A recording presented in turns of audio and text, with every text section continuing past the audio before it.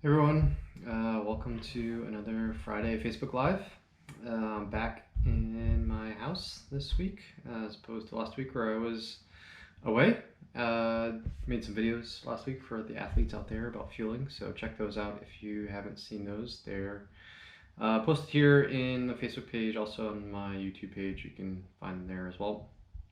Um, just Today's topic is kind of just about myself and what's been happening this week, and how I've kind of dealt with some of the things that have been going on the past week here in the Baxter household. So, um, as we talked about last Friday, I was getting ready to race a obstacle course race in Killington, Vermont.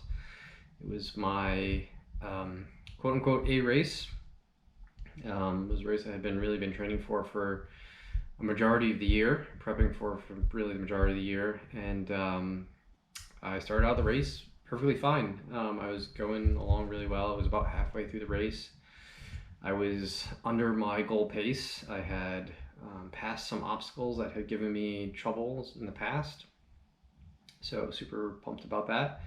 And I was going over a very simple wall and a very common obstacle in obstacle course racing, and I've done a million times and never had trouble with. And I went to throw my leg over the top of the wall to get over, and I hit the back of my calf on the top of the wall, and that aggravated my calf muscle enough to where I could pretty much no longer walk for the most part.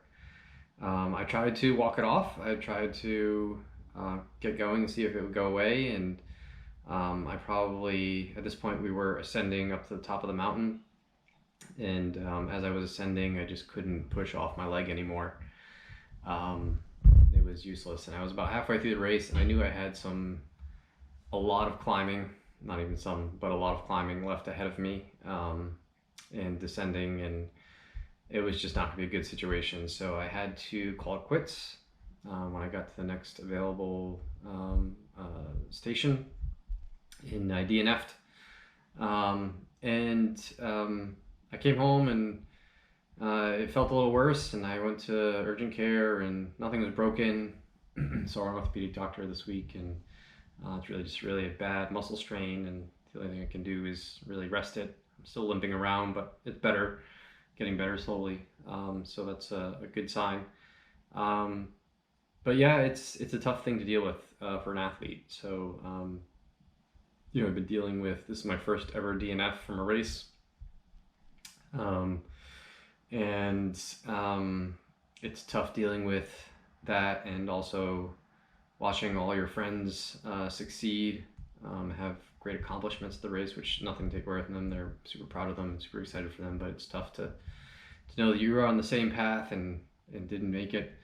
And it's just, Facebook doesn't help because it shows you all these past memories that I have from that race. So I've done that race a number of times and completed it every time, and it's such a great feeling. It's my favorite race and favorite venue, and yeah, it's just tough to look at all that stuff and realize you didn't get to finish it because of a stupid injury.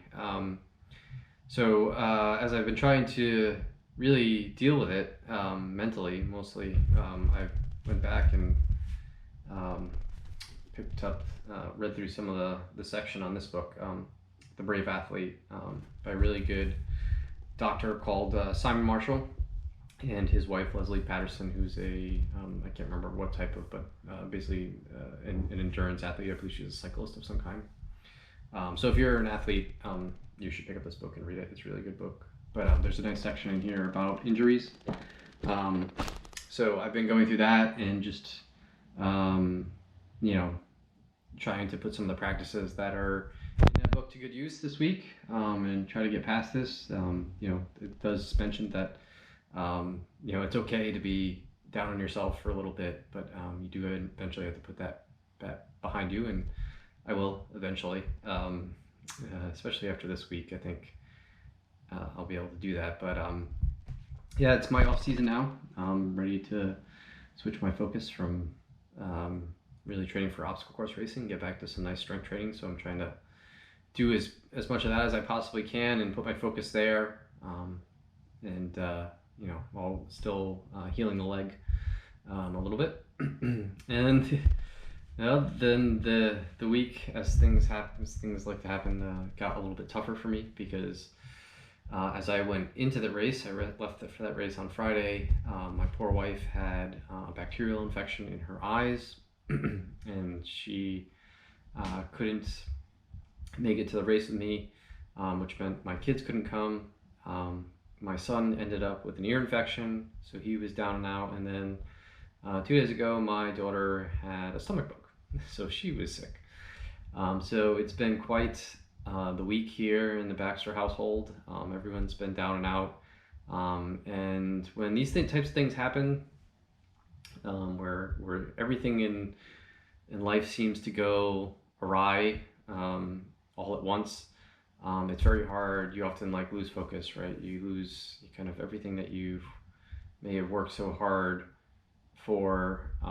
Can seem like it's so hard to do, right?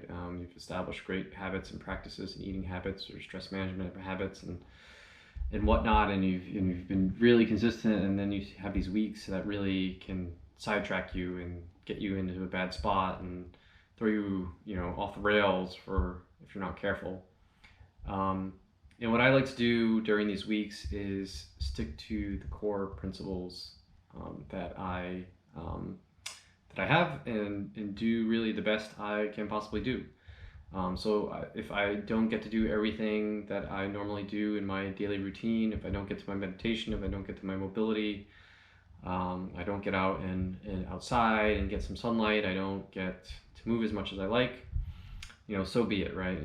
I have to take care of my family and take care of my kids, and I can't, I need to pay attention to how my leg's feeling, and I can't walk around as much as I'd like to, and I can't do some of the exercises I'd like to do.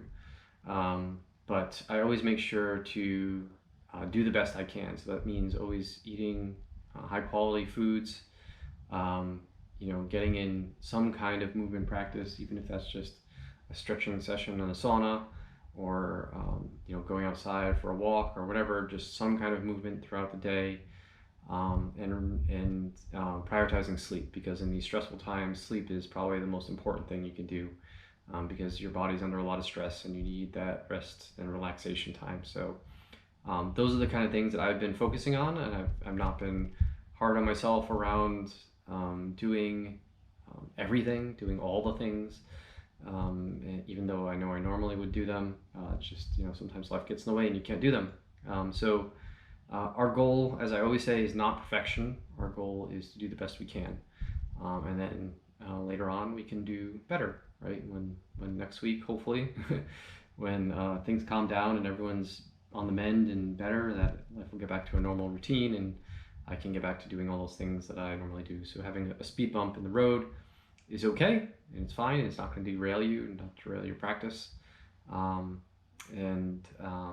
if the goal really should be in these times in life is not to go off the rails, right? And just throw caution to the wind. And it's easier to go get a pizza, and it's easier to go get some fast food than making your real food, and it's easier to stay up late and try and get in all the work that you want to do. It's easier to get up early to get in that workout, but you have to think long term, and think about your health long term. And if you don't do all the things that you normally would do, that's okay. Just do the best you can, and then once life settles down, get right back to where you left off, and just don't want to throw you for a loop. So that's the message for today. Basically, injuries, they stink. Pick up this book if you're dealing with them, or if you're an athlete at all.